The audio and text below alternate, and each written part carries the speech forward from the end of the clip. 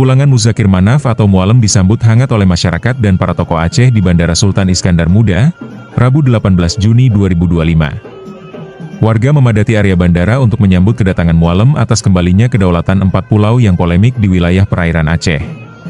Suasana haru dan bangga mewarnai momen tersebut.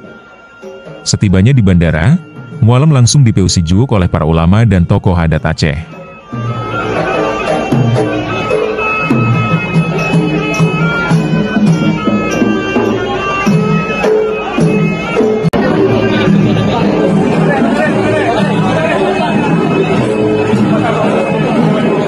Diketahui, pemerintah Indonesia sudah memutuskan sengketa 4 pulau antara Pemprov Sumatera Utara dan Aceh. Presiden Prabowo Subianto memutuskan 4 pulau itu sah milik Aceh.